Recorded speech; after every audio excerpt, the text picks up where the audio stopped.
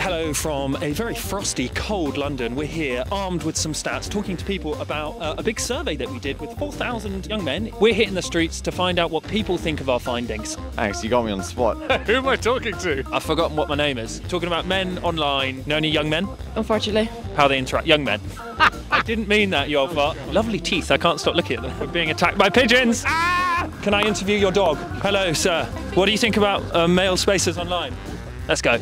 I've got good news and bad news. Which one do you want first? Good news and bad news. I'm going to give you the bad news first. 15% of men aged 18 to 25 don't follow any female influencers on social media. What do you think about that? I think it's strange. 68% of young men think that many positive influencers are overlooked in the media and in the press. I can kind of see how it's true. Like, especially being a young kid online, there's a lot of role models that try to influence you in the ways that they want, and a lot of politically influenced role models as well. 49% of young men think being open about mental health is a sign of a positive role model in influencers. Less than I expected. I feel like mental health is very kind of stigmatised. It's not really spoken about. 55% of young men think representations of masculinity on social media are causing problems in their community. Yeah, that doesn't surprise me. So you've got to be tough, you've got to man up, and you've got to get on with things. And so men are not very good at talking about how they feel. Online interaction is a very, very strong influencer on young people's behaviour. I totally forgot to give you a piece of positive news. Pandas are officially off the endangered species list. Good. Really glad that they're off, because we would miss them, we honestly all would. They don't deserve to be on the endangered species list. Absolutely not. But they taste fantastic. Right, see ya. All right, I'm going to give you some good news. Americans eat over 3 billion pizzas a year. Yeah, you nearly guessed that though. You would. 76% of young men have concerns about the impact of social media on their mental health. It is true. I mean, there is a negative side to depiction of young males, but also depends on what kind of social media content you consume. You know, they say what side of TikTok are you on? From both sides of the spectrum, I think you see either very toxic men, I guess, portraying an image of the gender that I don't think is necessarily true or necessarily helpful for society, but equally I see a lot of bashing of just existing when you're a guy. Do you want the positive news? You are more likely to be killed by a vending machine than a shark.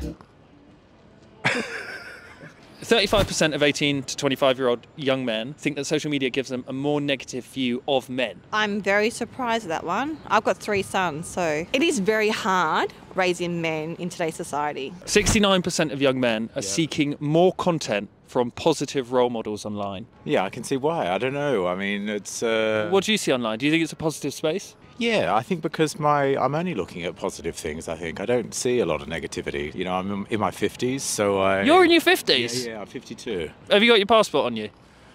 No.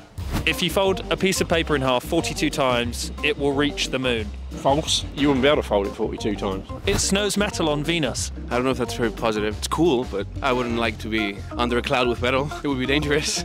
Only 24% of young men think being wealthy and having a successful career is important to being a positive role model. But in London, it's actually 34%. Well, the Londoners haven't got a clue what they're doing. Go out to the country and get the other 24% because they understand the quality of life.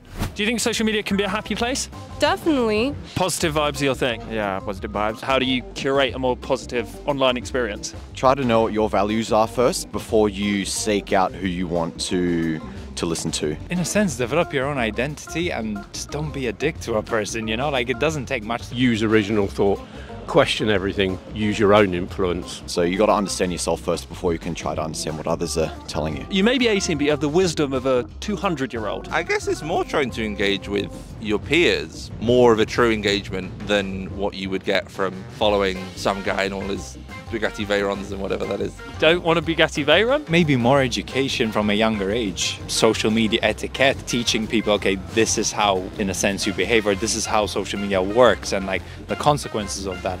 So there we have it. We put our survey stats to the public. It is about -15. My hands are completely numb. We had an assortment of reactions and opinions to mull over, but that's it from us. Thank you for watching.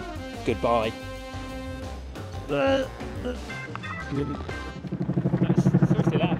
Say hello to the helicopter.